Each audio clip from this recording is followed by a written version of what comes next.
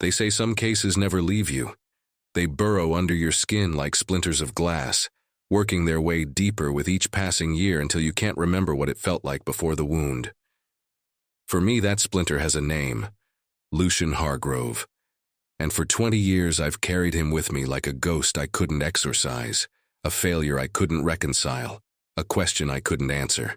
My name is Garrett Holloway, and I'm the detective who let a gold billionaire vanish into thin air. It was March 2005 when Lucian Hargrove disappeared from his Beverly Hills mansion.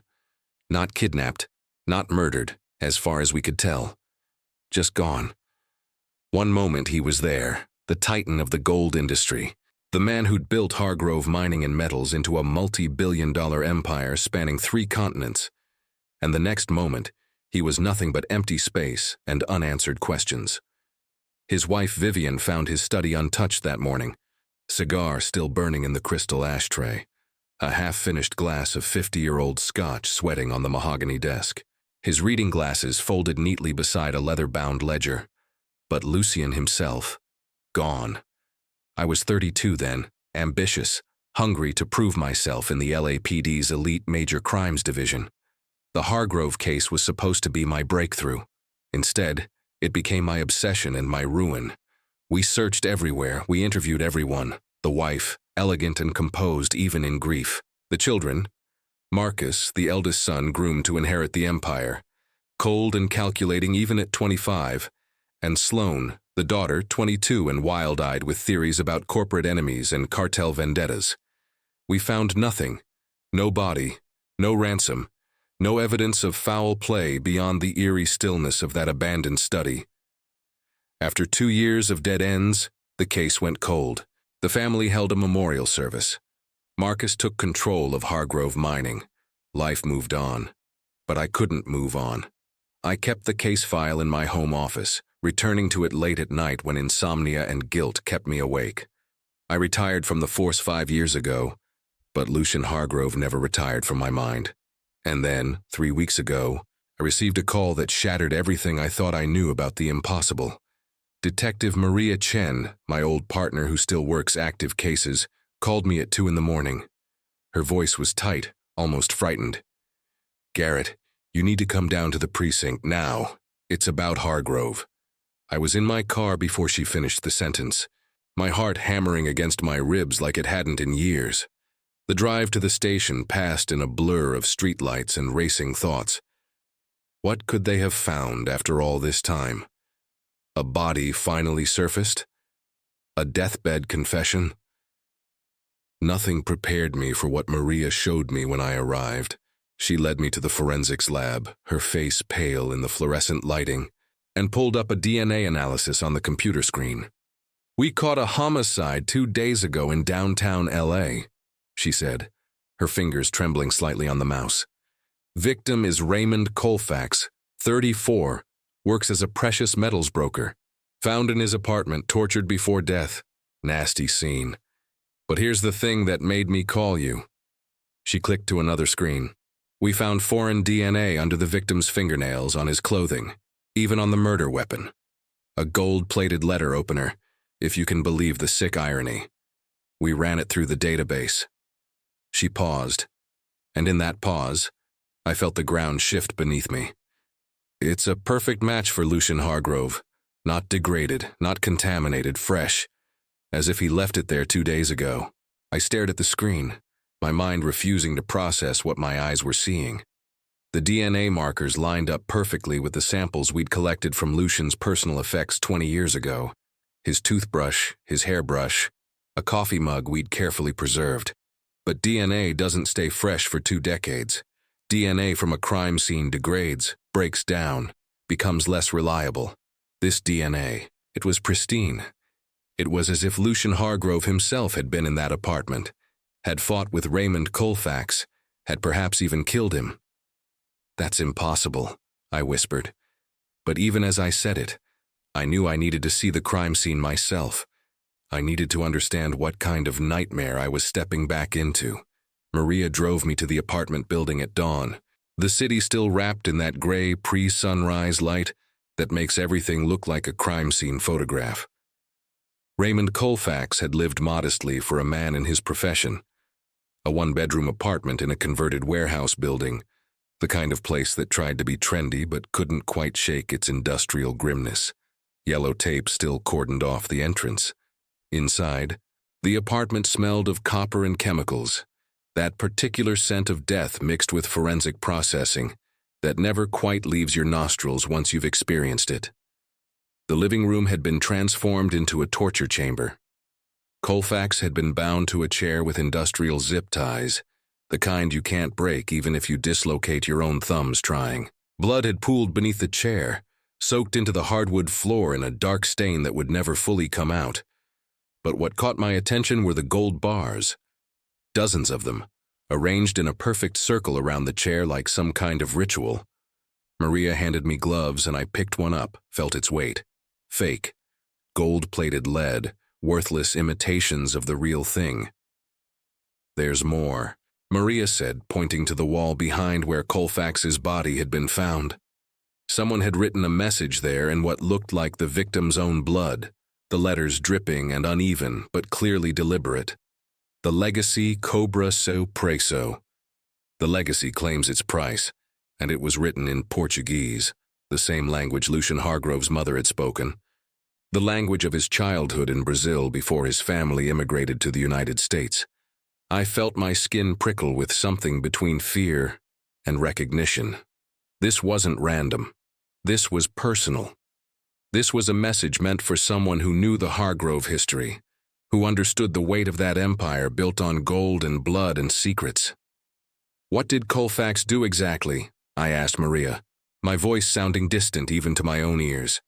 "Broker for high-net-worth clients looking to invest in physical gold and precious metals, mostly legitimate as far as we can tell, but we found some irregular transactions in his records. Shell companies, offshore accounts. And here's where it gets interesting. Several of those shell companies trace back to subsidiaries of Hargrove Mining and Metals. Of course they did. Of course this connected back to the empire Lucian had built. I should have known that reopening this door would lead me right back into the heart of the Hargrove family's darkness. I spent the next 3 days buried in Raymond Colfax's financial records, and what I found there made my blood run cold. Colfax had been moving money for someone inside Hargrove Mining, laundering funds through a complex web of gold purchases and sales, inflating values, creating phantom assets. The amounts were staggering, hundreds of millions over the past 5 years alone. But the most disturbing discovery was a series of emails between Colfax and an encrypted account, discussing the original debt and payment in kind for services rendered in 2005. 2005, the year Lucian disappeared. I knew I had to go back to the source. I had to face the family I'd failed 20 years ago and ask questions I should have asked then but didn't know enough to formulate. Vivian Hargrove still lived in the Beverly Hills mansion, though Marcus and Sloane had long since moved into their own estates. I called ahead, and to my surprise, Vivian agreed to see me immediately. The Hargrove mansion looked exactly as I remembered it. White columns, manicured gardens, the kind of old money elegance that whispers rather than shouts its wealth. Vivian answered the door herself, and I was struck by how little she'd aged. She must have been in her early 70s now, but she moved with the grace of a much younger woman. Her silver hair styled perfectly, her clothes simple but clearly expensive. Her eyes, though, her eyes carried the weight of 2 decades. "Detective Holloway," she said, and there was something almost like relief in her voice. "I wondered when you would come back to us. Please come in." She led me to the same study where Lucian had vanished, and I felt a chill run down my spine as I crossed the threshold. The room had been preserved like a museum exhibit, everything exactly as it had been that night. The cigar ashtray, polished but still in place. The Scotch glass, empty but present. Even the leather-bound ledger sat on the desk, closed now but waiting. "You kept it the same," I said, and it wasn't quite a question. Vivian settled into a chair by the window, the afternoon light painting her in gold tones. "I kept it the same because I knew you would come back someday. I knew the truth would demand to be found, no matter how long it took." She folded her hands in her lap, and I noticed they were trembling slightly. You found Raymond Colfax's body. You know about Colfax. I know about everything. Detective, I've always known. That's the burden of being Lucian Hargrove's wife. You become complicit in things you never wanted to understand. She looked at me directly then, and I saw fear in those elegant eyes. My husband didn't disappear. He was killed. Here, in this room, by someone in this family. The words hung in the air like a confession and an accusation all at once. I sat down across from her, my notepad in hand but forgotten. Tell me everything. Vivian's story unfolded like a nightmare made of gold and blood. Lucian Hargrove, she explained, had built his empire on more than just shrewd investments and mining operations. In the early days, in Brazil, he'd made deals with people you don't walk away from, cartels, corrupt politicians, men who measured wealth in bodies as much as bullion. When he moved to the United States and went legitimate, he thought he could leave that past behind. But the past, Vivian said with bitter certainty, always comes home to collect. In 2005, someone from those early days came calling. Someone who knew about the blood money that had seeded Hargrove Mining and Metals. Someone who wanted not just payment, but ownership. Lucian refused, and one night that someone came to the mansion while Vivian was visiting her sister in San Francisco. When she returned the next morning, Lucian was gone. But she found something the police never found. A single drop of blood on the corner of the desk, tiny enough to miss but impossible to ignore once you knew it was there. Who killed him? I asked, though I suspected I already knew the answer. Marcus, she whispered. Our son, the heir. He'd been conducting his own negotiations with our past, making promises Lucian refused to make. When Lucian found out, there was a confrontation. Marcus saw his inheritance slipping away, saw the empire crumbling if Lucian exposed those early deals. So he made a choice. And the body? Gone, dissolved, erased. Marcus had help, professional help. The kind of help that costs millions but leaves no trace. He took over the company, paid off the right people, and continued the dirty deals his father had tried to stop. For 20 years, Detective, I've lived in this house with the knowledge that my son is a murderer, and I did nothing to stop him. Why are you telling me this now? Vivian's smile was sad and sharp. Because Raymond Colfax got greedy. He was Marcus's broker, his money launderer. But recently, Colfax started asking questions, digging into the old accounts, finding inconsistencies. He figured out what happened to Lucian and he tried to blackmail Marcus. My son doesn't respond well to blackmail. But the DNA, I said, my mind still circling that impossible evidence. How do you explain Lucian's DNA at the crime scene? That, Vivian said, standing and walking to the desk, requires understanding something about my late husband that very few people knew. She opened a drawer and pulled out a small velvet box. Inside was a single vial of blood, preserved and labeled with Lucian's name. Lucian was paranoid. Detective.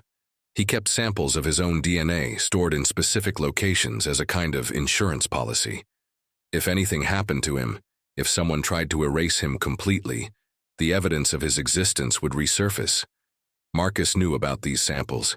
He took them after Lucian's death. Understanding crashed over me like a wave. Marcus planted his father's DNA at Colfax's murder scene. He's framing a dead man. More than that, Vivian said. He's sending a message to me, to Sloan, to anyone who might ask questions. He's saying that the past can be resurrected whenever he chooses, that truth is malleable, that evidence means nothing when you have enough money and power to create your own reality. I felt sick. 20 years I'd spent haunted by this case, and the answer had been hiding in plain sight all along, protected by money and family loyalty and my own blind spots. I need you to testify, I said. I need you to tell this to the district attorney. Vivian shook her head slowly. I'm dying, Detective, pancreatic cancer. I have perhaps 3 months left. I'll never make it to trial, and Marcus knows it. That's why I'm telling you now, because I want you to have the truth, even if justice is beyond our reach. There has to be something. There's Sloan, Vivian interrupted. My daughter. She doesn't know the full truth, but she's suspected for years. She's been conducting her own investigation, quietly, carefully. If anyone can bring Marcus down, it's her. But she needs help. She needs someone who understands the weight of carrying impossible truths. That night, I met Sloane Hargrove at a coffee shop in Santa Monica, far from the family estates and watching eyes. She was 42 now, no longer the wild-eyed girl I'd interviewed 2 decades ago. She'd become a lawyer, I learned, specializing in corporate fraud. The irony wasn't lost on either of us.